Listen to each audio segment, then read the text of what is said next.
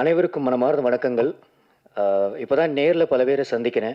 So ஒரு வாரம் தாமதம் இருந்தாலும் அனைவருக்கும் இனிய ஆங்கில புத்தாண்டு நல்வாழ்த்துக்கள். Wishing you all very happy healthy 2024 and ஆரோக்கியமாக இருக்கணும். அப்போ தான் வாழ்க்கையில் இருக்கிற மகிழ்ச்சியும் சந்தோஷத்தையும் நம்ம கொண்டாட முடியும்.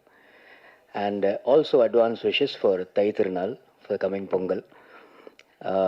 மேடையில் அமர்ந்த பெரியவர்களுக்கும் இன்ஸ்பிரேஷன்ஸ்க்கும் நண்பர்களுக்கும் அருள்தாஸ் அண்ணன், ஆனால் நான் மனோர்னா உங்களோட மிகப்பெரிய ஃபேன். எனக்கு நான் வீட்டிலலாம் அந்த மாதிரி பேசுகிறப்ப என்ன ஒரு மாதிரி உங்களை இமிட்டேட் பண்ணுவேன். ரொம்ப மகிழ்ச்சி உங்களை இன்றைக்கி நேரில் சந்திச்சதில். To all the other seniors, thanks to Komal, Sanoj, to seniors like Bhagyaraj sir, Rajan sir, and to everybody on stage. And இங்கே பயந்துட்டு இருந்தோம் ஒரு விதத்தில் மழை கொட்டிட போதோன்னு. அதையும் தாண்டி இந்த விழாவில் ஊக்கம் கொடுக்க வந்த அத்தனை நல்ல உள்ளங்களுக்கும், ப்ரெஸ் அண்ட் மீடியா ஃப்ரெட்டர்னிட்டி, பத்திரிகையாளர்கள், ஊடக நண்பர்கள், எக்ஸ்டெண்டட் ஃபேமிலி எல்லாருக்குமே மனமார்ந்த நன்றி. And getting in to email, எனக்கு இந்த ப்ராஜெக்ட் எஸ்ஆர் ராஜன் சார் அறிமுகப்படுத்தினது was one mister Sai Mora. அவருக்கும் இந்த தருணத்தில் I need to say thank you. இந்த படத்தோட பேக் போன், அஸ்திவாரம் எல்லாமே is one person called SR Rajan. Madhu sir in fact பேசும்போதே எல்லாம் கஷ்டங்கள் தாண்டி தனிமரமாக நின்னார்னு சொன்னார். இதோட வேறு, இந்த மரத்தோட வேறு, இமெயிலுங்கிற இந்த மரத்தோட வேறு அவர் தான். What I liked about Rajan sir is, அவருக்கு சினிமா புதுசு. நான் ஃபஸ்ட் டைம் அவரை சந்திக்கும் போது இந்த கதையை நரேட் பண்ணார். கதையில் actually twist and turns, as the title suggest, இமெயில்னா ஆன்லைன் கேமிங், அதோட அடிக்ஷன், அதோட பாதிப்பு மூலமாக நம்ம எப்படி எந்த அளவுக்கு பாதுகாப்பாக இருக்கணும், அது மூலமாக என்ன நடக்குதுங்கிற விஷயத்தை தாண்டி ஒரு அழகான ஸ்க்ரீன் பிளே, ரொம்ப கமர்ஷியலி வயபிளாக அவர் டிசைன் பண்ணியிருந்தார். அவ்வளோதான் சொல்லுவியா? அவ்வளோதான் சொல்லுவியா? அன்பிற்கும் மரியாதைக்கும் உரிய எங்கள் அன்பிற்குரிய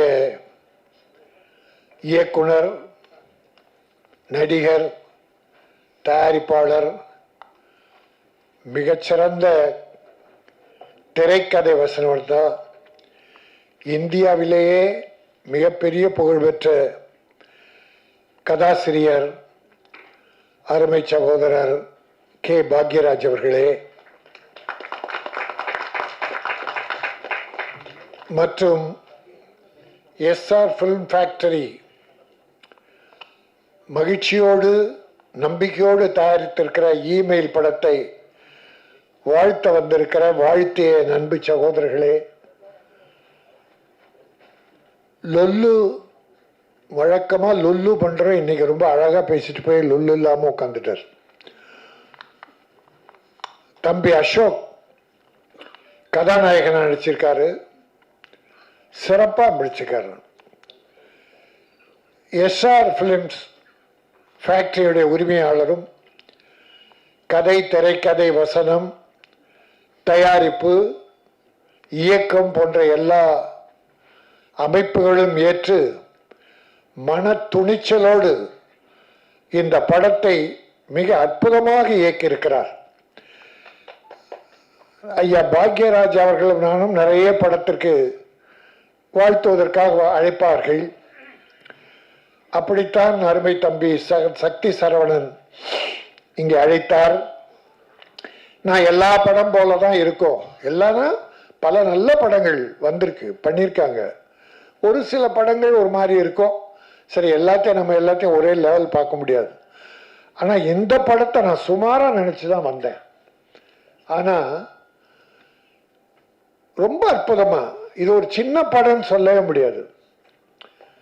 சின்ன படமே இல்லை, நல்ல படம். செலவுகள் பண்ணியிருக்காங்க, ரிச்சாக பண்ணியிருக்காங்க. ஒரு மசாலா படம் குஜாலா இருக்குது. மசாலா தான் அது தேவை, அதுக்குன்னு ஒரு ஆடியன்ஸ் இருக்காங்க. அது குஜால், அதையும் சேர்த்திருக்காரு. ஃபைட் பியூட்டிஃபுல், அருமை. ஒரு லேடியை வச்சு பண்ணியிருக்காரு. அந்த லேடி எங்க ஓடி போச்சா? ஹீரோயினியா? இனி வரவே கூடாது, தமிழ் சினிமா பக்கம் வரவே கூடாது. யார் ஒருவரை மரியாதை கொடுத்து படத்தில் போட்டு நடிக்க வைக்கிறீங்களோ அவங்க ப்ரொடியூசருக்கு மரியாதை கொடுத்து அந்த ப்ரொமோஷனுக்கு வரணும். அந்த ப்ரொமோஷனுக்கு வர்றதே அவங்க ப்ரமோஷன் அதுவும். நாங்க படம் எடுக்கிற காலத்திலிருந்து செலவு பண்ணி எல்லா தேவைகளையும் அளவுக்கு அதிகமாக பண்ணி அவங்களை ப்ரமோட் பண்றோம். நடிக்கிறாங்க, நம்ம இல்லைன்னு சொல்லலை. நடிக்க தெரியாதவங்களுக்கு இயக்குனர் கற்றுக் கொடுக்குறார். குழந்தை கற்றுக் கொடுக்குற மாதிரி, ஒரு களிமண்ண பொம்மை பிடிக்கிற மாதிரி இயக்குனர்கள் பல நடிகர்கள் உருவாக்குறாங்க. உருவாக்கி வந்த பிறகு படம் வெற்றி பெற்ற யார்கிட்ட போறாங்க? ஹீரோ ஹீரோயின் கிட்ட. இதோ மரியாதை கொடுத்து தம்பி அசோக் வந்து உட்கார்ந்துட்டு இருக்கான். வராம இருந்திருக்கலாம், ஆனா இன்னைக்கு ப்ரொடியூசருக்கும் தனக்கும் நாம நடிச்சிருக்கோம், வரணும் கலந்துக்கணும். நம்ம ஹீரோயினுக்கு சிலர் மரியாதை கொடுக்குறாங்க, நம்ம எல்லாரையும் குறை சொல்லலை. ஆனால் மரியாதை கொடுக்காது, ஒருவேளை அவங்க வெளியூர் ஷூட்டிங்ல இருக்கலாம், சிலர் அப்படி அவங்க கிட்ட தேதியை கேட்காம நம்ம ஒரு தேதியை வச்சுட்டு அந்த நாளில் வாங்கினா வெளி ஷூட்டிங் தான் வர முடியாது, அவங்கள நாம மன்னிச்சிடலாம். ஆனால் படத்தில் நடிச்சுட்டு நல்லா வீட்டில் கஞ்சியோ கூழோ இங்கே வந்தால் ஹார்லிக்ஸ் போன்விட்டான்னு குடிச்சு உடம்ப கொஞ்சம் ஏற்றிக்கின்னு அடுத்த படத்துக்கு தயாராகிட்டு ப்ரமோஷனுக்கு வரலன்னா மிகப்பெரிய கஷ்டம். அது எவ்வளோ பெரிய நடிகராக இருந்தாலும் சரி இருந்தால், ஆனால் நம்ம அவங்கள கேட்டு வைக்கணும். நம்ம இஷ்டத்துக்கு வச்சுட்டு அவங்க வரலன்னா வருத்தப்படக்கூடாது, அவங்க மேலே குறை சொல்லக்கூடாது. நம்ம அப்படிப்பட்ட ஆள் இல்லை. தவறு செய்கிறவங்க தான் கண்டிக்கிறோம், நல்லது செய்கிறவங்கெல்லாம் பாராட்டுறோம். தம்பியை ஒன்று சொன்னாங்க, படம் எடுத்து முடிச்ச பிறகு எல்லாரும் தனியாக விட்டு போயிட்டாங்க, இதான் சினிமா. அதுக்காக எல்லாரும் இல்லை, சில உயர் நண்பர்கள் இருக்காங்க, சில டெக்னீஷியன்ஸ், சில ஆர்டிஸ்ட், அந்த தயாரிப்பாளர் கூடவே கடைசி வரைக்கும் சிலர் தான், ஒரு 20% தான், 80% இருக்க மாட்டாங்க. உதாரணமா ஒரு தாசில்தார் உங்களுக்கு ஒரு ஊர்ல நீர்நிலை எப்படி இருக்குது, கிணறு இருக்கு, தண்ணி இருக்கா, பயிர் எப்படி இருக்கு, ஒரு கணக்கு கவர்மெண்ட் கொடுக்கறதுக்காக வர்றாரு. வந்து ஊரெல்லாம் பார்க்குறாரு, வளங்கள் எல்லாம் குறிச்சிக்கிறாரு. கடைசியில் இந்த ஒரு கிணத்தை எட்டி பார்த்து தண்ணி இருக்கான்னு பார்க்குறாரு, டப்புன்னு சரிக்கு விழுந்துடுறாரு உள்ள. தாசில்தார் உள்ள விழுந்த உடனே இருந்தாங்க 5-6 பேர் ஓடி வந்து ஒரு கயிறை தூக்கிட்டு வந்து அதில் போட்டு அவரை கயிறை பிடிச்சி அப்படியே தூக்கிட்டே இருக்காங்க. பாதி வந்துட்டார் தாசில்தார். பாதி வந்த உடனே இந்த கலெக்டர் ஆஃபீஸ் பியூன் ஓடி வர்றான். சார் சார் சார், புது தாசில்தார் வந்துட்டார் சார்ன்றான். ஆபீஸுக்கு புது தாசில்தார் வந்துட்டாருன்னா இந்த தூக்கி பிடிச்சானுங்க பாரு கயிறை, பாதி வந்துட்டார் பாருங்க பழைய தாசில்தார், தப்புன்னு விட்டுட்டு புது தாசில்தார்கிட்ட ஓட்டானுங்க. ஆக பழைய தாசில்தார் க்ளோஸ். அப்படித்தான் நண்பர்கள் பாதியிலே கழுத்திருப்பவர்கள் இருக்கத்தான் செய்கிறார்கள். எல்லோரையும் நம்பாதீர்கள், தன்னம்பிக்கையோடு நம் காலில் நிற்க வேண்டும். கற்க கசடர கற்பவை கற்றவன் நிற்க அதற்கு தக காலே இருக்காது. கா வர கால் பக்கத்துல கால் இருந்தா கா, அந்த காவுக்கு கால் உண்டு. ஆனா வள்ளுவ பெருந்தகை கற்க கசடர கற்பவை கற்றபின் நிற்க அதற்கு தர ஒரு காலம் இருக்காது. ஏனென்றால் தன் காலில் அவரவர்கள் நிற்க வேண்டும். அதுவும் சினிமாவில் நம்ம காலில் தான் நிற்கணும். உதவி செய்கிற நண்பர்கள் இருக்காங்க, அதுக்காக நம்ம இல்லைன்னு சொல்ல முடியாது. ஆகவே நீ சொன்னதால இதுதான் சினிமா, இதுல இருந்து தப்பிச்சு வந்தவங்க தான் நம்ம. பாக்யராஜ் சாருக்கு எவ்வளோ பேர் கை கொடுத்தான்னு நினைக்கிறீங்க? கடுமையான உழைப்பு, அவ்வளோ பெரிய அறிவுத்திறனை வைத்துக்கொண்டு அவர் பட்ட பாடு இளமையில் ஏராளம். ஆகவே இந்த படம் என்ன கஷ்டப்பட்டீங்களோ அதெல்லாம் தெரியாது எனக்கு. படம் சூப்பர் படம். ஒரு பானை சோற்றுக்கு ஒரு சோறு பதம்பாங்க. 2 பருக்கி எடுத்து நசுக்கி பார்க்குறாங்க. நல்லா வந்திருந்தா பானை வந்துட்டு. நான் நசுக்கி மட்டும் பார்க்கல, அதை வாயில போட்டு ருசிச்சு பார்த்தேன். நல்லா இருந்தது, சாங் நல்லா இருந்தது, ஃபைட் நல்லா இருந்தது, கேமரா நல்லா இருந்தது, எடிட்டிங் நல்லா இருந்தது. நீங்க எடுத்த ஒவ்வொரு வீடு இடம்லாம் ரிச்சா இருந்தது, அழகா, எந்த குறையுமே இல்லை. அதனால இது ஒரு வெற்றி படம். சின்ன படங்க வெற்றி பெற்றிருக்கான்னா வெற்றி பெற்றிருக்கு. சமீப காலமா இந்த ஓராண்டு 2 ஆண்டுல சின்ன சின்ன படங்கள்லாம் பெரிய படம் ஆயிடுச்சு. பல பெரிய படங்கள் சின்ன படமா போயிடுச்சு. 50 கோடி 100 கோடியில் தயாரிச்செல்லாம் சின்ன படமாக போயிடுச்சு. 5 கோடி 10 கோடி எல்லாம் பெரிய படமாயிடுச்சு. டாடா, இருகப்பற்று, குட் நைட், இப்படி போர்த்தொழில், இப்படி பல படங்கள் வெற்றி பெற்றிருக்கு. அதனால இந்த படம் நிச்சயம் வெற்றி பெறும் நம்பி நீங்க ஒரு நல்ல இயக்குனராக வருவீங்க என்னுடைய வாழ்த்துக்களை சொல்றதோட, நான் முக்கியமான கடமை தமிழ் திரை உலகின் சார்பில் எங்கள் பாக்யராஜ் அவர்கள் உள்பட நல்ல காரியம் எதுவானாலும் நாங்கள் வரவேற்போம், யார் செய்தாலும் வரவேற்போம். இன்றைக்கு நம்முடைய தமிழக அரசு, மாண்புமிகு தமிழக முதல்வர் அவர்கள் முந்தா நாள் ரேஸ் கோர்ஸ் மைதானத்தில் தமிழ் திரைப்பட தயாரிப்பாளர் சங்கம், இயக்குநர்கள் சங்கம், நடிகர்கள் சங்கம் உள்ளிட்ட அத்தனை சங்கங்களும் தமிழ் திரையுலகமே சேர்ந்து முத்தமிழறிஞர் டாக்டர் கலைஞர் அவர்கள் தமிழ் திரையுலகுக்கு செய்த பல நல்ல காரியங்களுக்காகவும் அவருடைய 100ஆண்டு விழாவினை அங்கே மிகச்சிறப்பாக எல்லாரும் சேர்ந்து யாரும் மாறுபாடு இல்லாமல் கொண்டாடணும். அதற்கு மாண்புக்கு தமிழக முதல்வர் அவர்கள் தலைமையேற்று வந்திருந்தாங்க. அவர் 2.5 வருஷம் ஆச்சு முதலமைச்சராகி. தமிழ் சினிமா நிகழ்ச்சிகள் எதிலுமே கலந்துக்கல. ஆனா முதல் நிகழ்ச்சியா முந்தாள் கலந்துக்கிட்டு ஒரு அற்புதமான செய்தியை, தமிழ் திரையுலகுக்கு தேவையான செய்தியை, இதுவரை அது இல்லாமல் நம் சிறுபட தயாரிப்பாளர்கள் எல்லோரும் பட்ட கஷ்டம் ஏராளம். ஒரு வீடு போய் ஷூட் பண்ணனா 15,000 50,000 100 ரூபா 1 லட்சம் கேட்குறான் சார் ஒரு நாள் ஷூட்டிங்க்கு. தெருவில் ஷூட் பண்ணலான்னு பெர்மிஷன் வாங்கி பண்ணா போலீஸ் லஞ்சம் கேட்குறான் சார். தலைமைச் செயலகத்தில் பர்மிஷன் வாங்கி ஊட்டியில் போனால் அங்கே இருக்கிற அதிகாரிகள் போலீஸ் லஞ்சம் கேட்குறான்.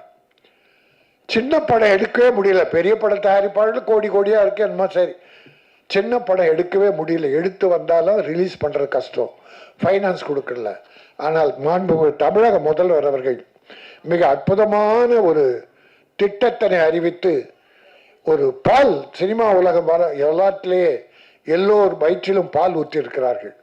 பூந்தமல்லியில் 140 ஏக்கரில் 500 கோடி ரூபாய் செலவு திட்டத்தில் ஒரு அற்புதமான பிலிம் சிட்டி ஒன்றை உருவாக்குவதற்கு அறிவிப்பை வெளியிட்டிருக்கிறார்கள். இது அவர் மைண்டில் பல காலமாக இருந்திருக்கு. நான் போன வருஷம் அவரை அப்பாயிண்ட் பண்ணும்போது நான் ஒரு பெட்டிஷன் கொடுத்தேன். டாக்டர் கலைஞர்கிட்டே நான் ஒரு பெட்டிஷன் கொடுத்தேன். ராமோஜிராவ் ஃபிலிம் சிட்டி மாதிரி தமிழகத்தில் அந்த இதை மூடிட்டாங்க. நம்ம தரமணி அந்த ஃபிலிம் சிட்டியை மூடிட்டதால நான் அப்போ தான் ஒரு லெட்டர் கொடுத்து, இல்லை இங்கே தமிழ்நாட்டுக்கு வேணும், சிறுபட தயாரிப்பாளர்கள் பாண்டிச்சேரிக்கு போகிறாங்க, பெரிய படங்கள்லாம் ஹைதராபாத் போகிறாங்க, இல்லை பாம்பேயில் ஷூட் பண்ணுறாங்க. பல பெரிய படங்கள், பெரிய ஹீரோக்கள் படங்கள்லாம் பாம்பேயில் ஷூட் பண்ணாங்க. பொன்னியின் செல்வன் போல விஜய் படம் வாரிசு, அப்புறம் அஜித் படம் எல்லாம் ஹைதராபாத். அப்போனா இங்கே இருக்க தொழிலாளி கதி என்ன? இங்கத்தை தமிழ் பணம் பூரா அந்த போனால் தமிழ்நாட்டின் வரவு என்ன, வருவாய் என்ன? அந்த வருத்தத்தில் நான் ஒரு லெட்டர் கொடுத்தேன். அது பல பேர் எல்லாருமே ஒரு வேண்டுகோளாக வச்சாங்க. அதை விட உதயநிதி ஸ்டாலின், அமைச்சர் உதயநிதி ஸ்டாலின் ரொம்ப காலமாக இருந்தது, நானும் அவரோட பேசியிருக்கேன். நம்முடைய முதலமைச்சருக்கும் அந்த எண்ணம் இருந்திருக்கு. அதையெல்லாம் ஒன்று சேர்த்து ஒரு அற்புதமான திட்டமாக தயாரித்து முந்தா நாள் அறிவிச்சிருக்கார். இப்போ சார் பாக்யராஜ் சார் தெரியும், ஒரு பங்களாவில் ஷூட் பண்ணால் ஒரு நாளைக்கு 1 லட்சம் வாடகை.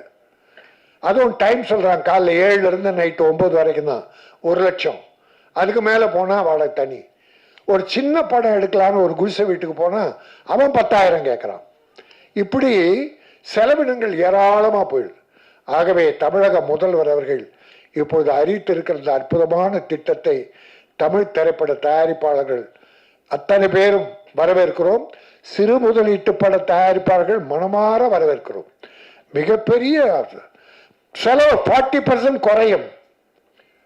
படம் தயாரிக்கிறதுல இப்போ தயாரிக்கிறதுல 40% குறையும்.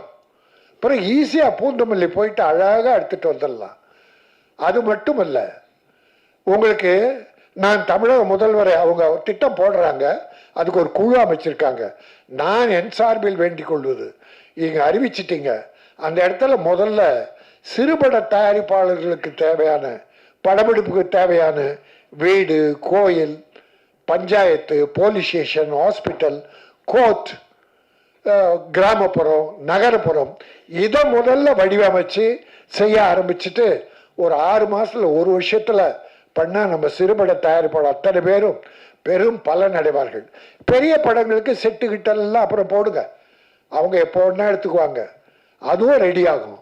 ஆக அந்த 140 ஏக்கரில் 500 கோடியில் ஒரு திரைப்பட நகர் உருவாகும் என்று மாண்புமிகு தமிழக முதல்வர்கள் அறிவித்தது தமிழ் திரையுலகத்தையே இன்பத்தில் மகிழ்ச்சியில் ஆழ்த்தியிருக்கிறது.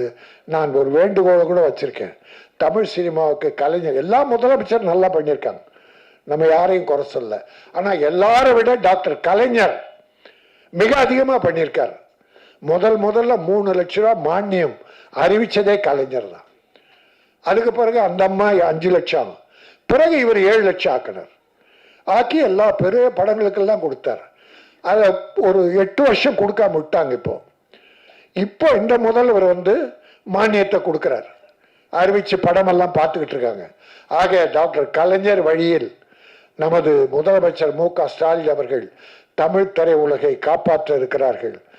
சென்ற 5 ஆண்டுகள் அல்லது 10 ஆண்டுகளாகவே தமிழ் சினிமாவுக்கு சிறு முதலீட்டு பட தயாரிப்பாளர்களுக்கு பெரிய சோதனைகள், வேதனைகள், நட்டங்கள், கஷ்டங்கள்.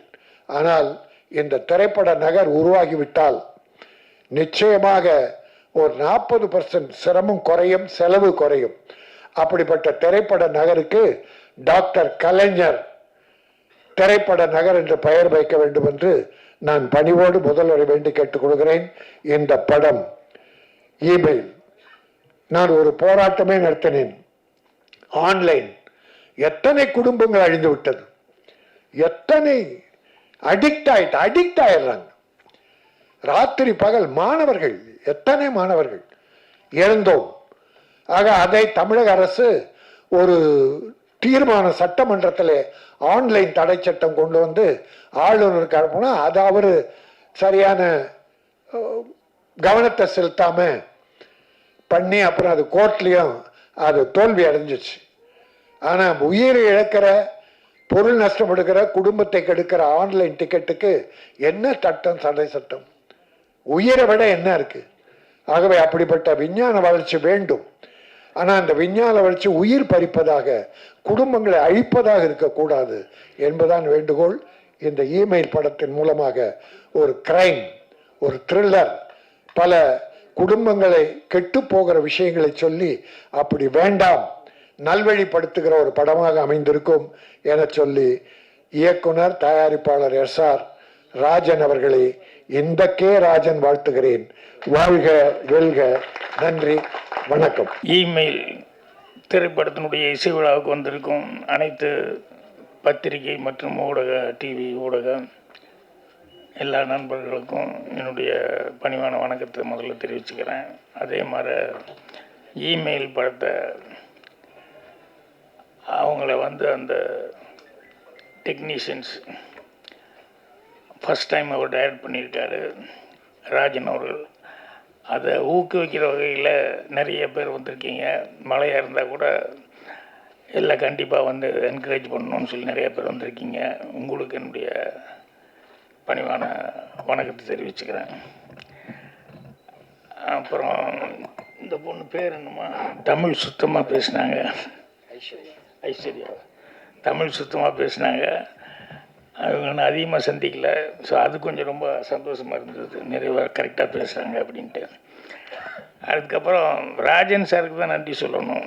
என்னென்னா, ஒரு கவர்மெண்ட்டில் ஒரு திட்டம் அப்படின்னு சொல்லி சொன்னால் அவர் எப்போவுமே பேசுறதுல கான்ட்ரவர்சி வரும், அது ஒரு இது வரும். ஆனால் பாராட்டுறதுலேயும் மனசார பாராட்டுறதுங்கிறது இருக்க, அதுதான் அவருடைய கிரேட்னஸ். எவ்வளோக்கு எவ்வளோ கோபமாக திட்டுறாரோ அவ்வளோக்கு எவ்வளோ அவர் நல்ல விஷயமா இருந்தால் மனசார பாராட்டிடுவார். ஸோ இன்றைக்கி சினிமாவில் எல்லாரும் எவ்வளோ சிரமப்பட்டுருக்காங்க என்ன அப்படிங்கிறத அடிக்கடி எல்லா மேடையிலையும் சிறு தயாரிப்பாளர்களுக்காக குரல் கொடுத்து பேசிகிட்டு இருக்கிறது அவர். இப்போது இவர் பாலாஜி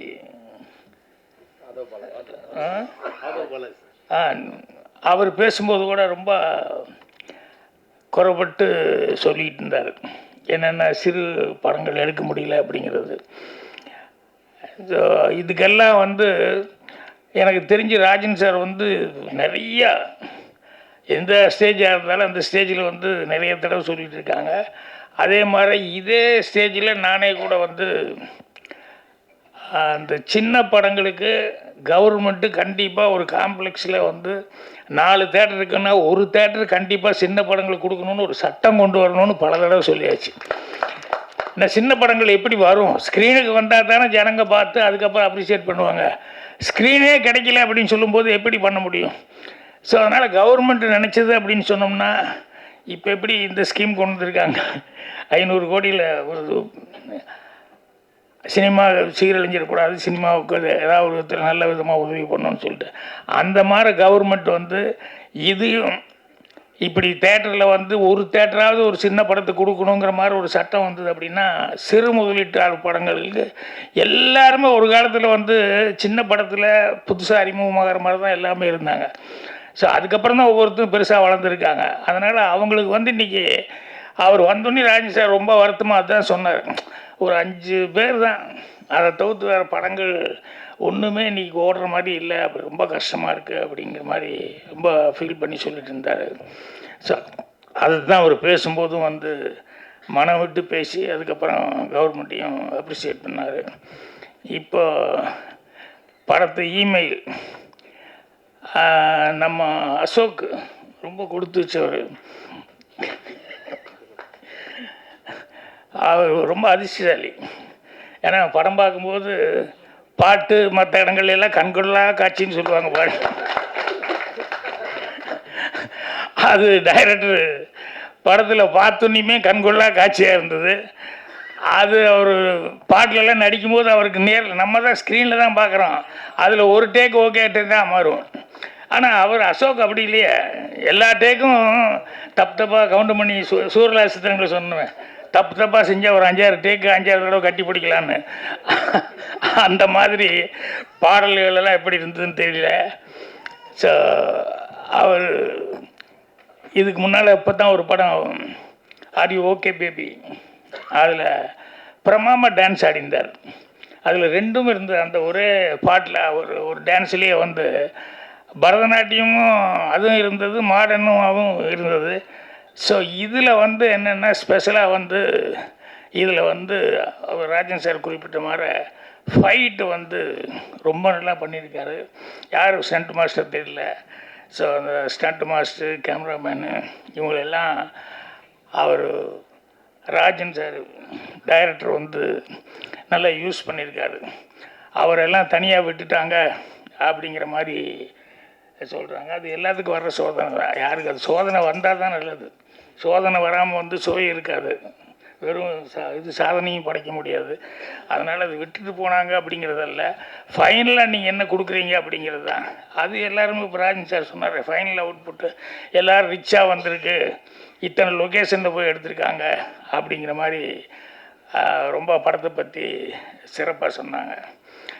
ஸோ வரும்போது யோசனை பண்ணிட்டு வந்த இந்த இமெயிலுங்கிறது வந்து இதை கண்டுபிடிச்சதே ஒரு இந்தியன் தான், சிவா ஐயாத்துறை. ஸோ அவர்னால தான் வந்து அந்த இமெயில்னால தான்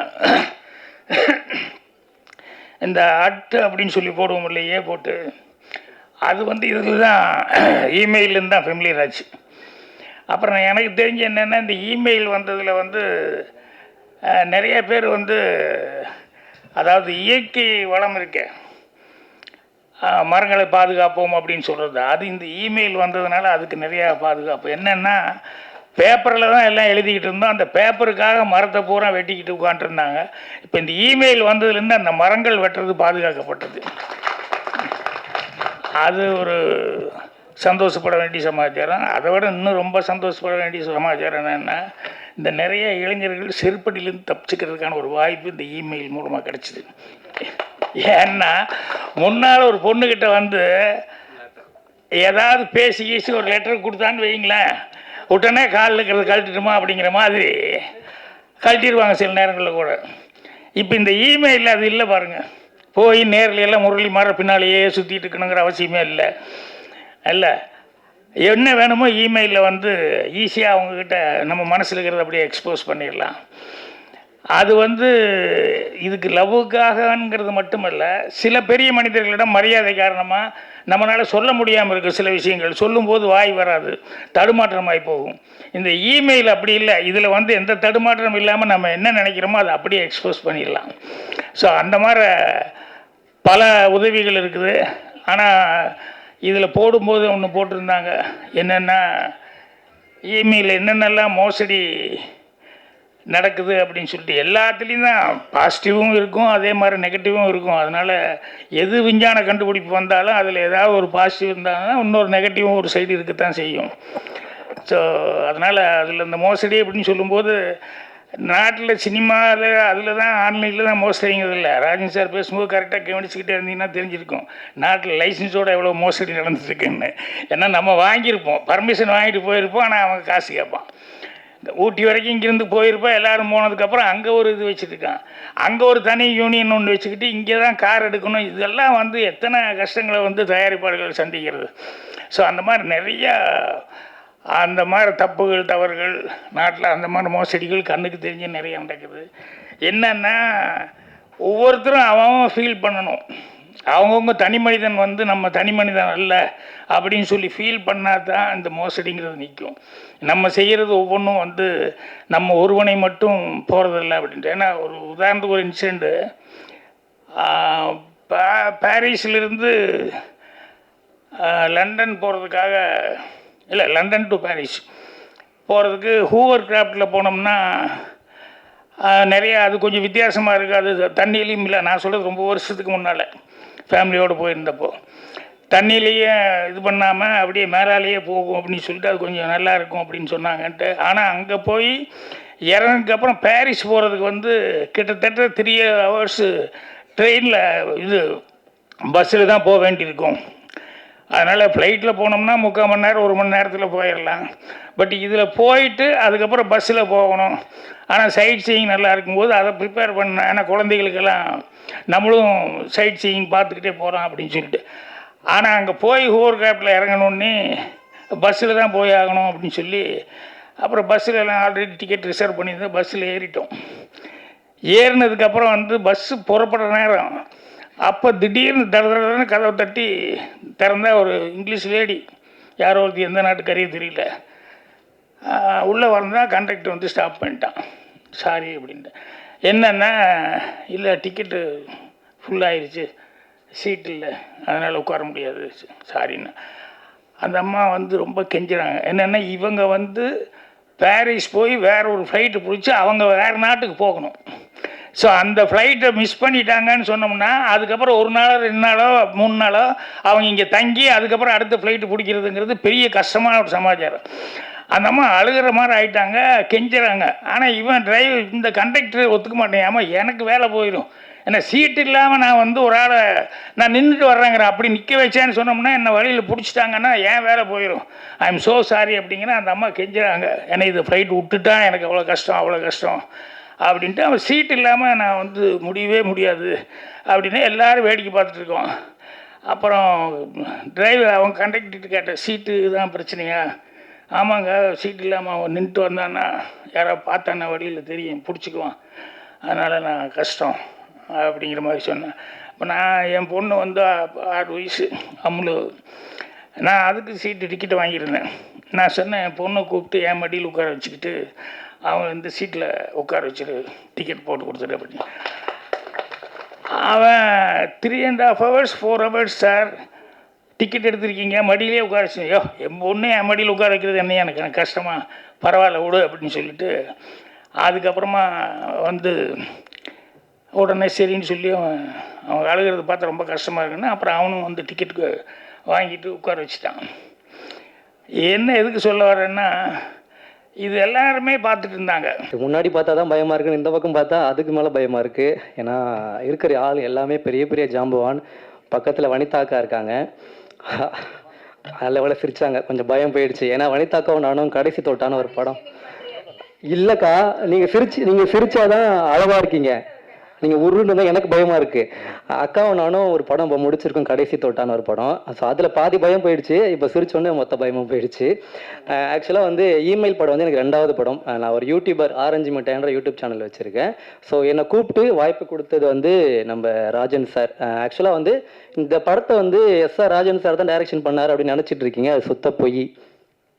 ஏன்னா அவர் டைரக்ஷன் பண்ணது பார்த்தீங்கன்னா ஒரு சின்ன குழந்தை. ஏன்னா அவர் அப்படி தான் இருப்பார்.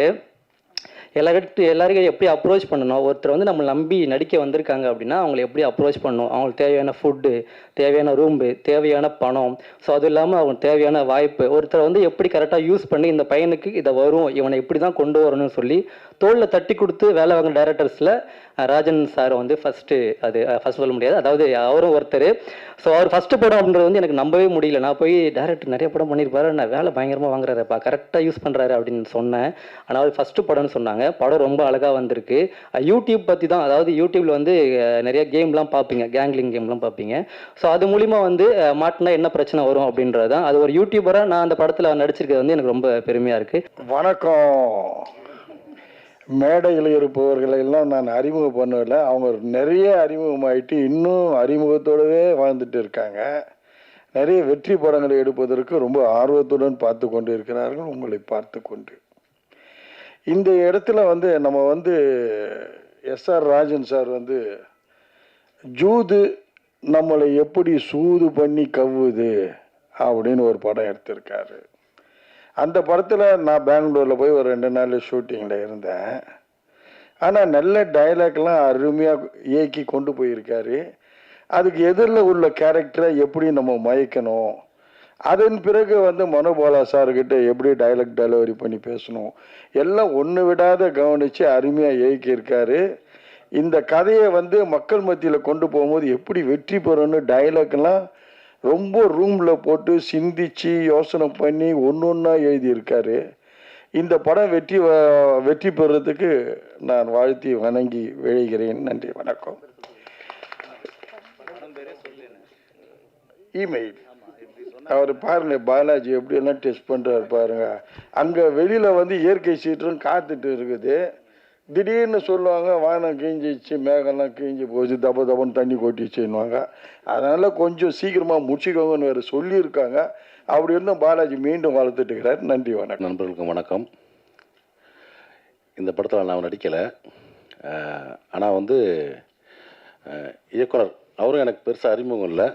மதுராஜ் சார்னு அவர் இப்போ ஒரு வெப் சீரிஸ் பண்ணிகிட்ருக்காங்க, அதை நடிச்சிக்கிட்டு இருக்கேன்.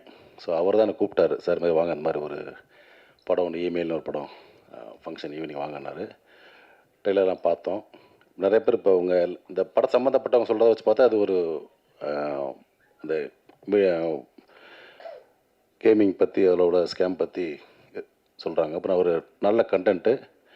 இன்னொன்று ஒரு தயாரிப்பாளரே இந்த படத்தை இயக்கியிருக்காரு. நிறையா செலவு பண்ணியிருக்காங்க படத்தில். கண்டிப்பாக இந்த படம் வந்து ஒரு பெரிய வெற்றி பெற வாழ்த்துக்கள். எஸ்ஆர் ராஜன் சார், வாழ்த்துக்கள் சார். இவருக்கும் இந்த படத்தில் ஒர்க் பண்ண ஆர்டிஸ்ட் அப்புறம் டெக்னீஷியன்ஸ் அனைவருக்குமே என்னுடைய மனவந்த வாழ்த்து.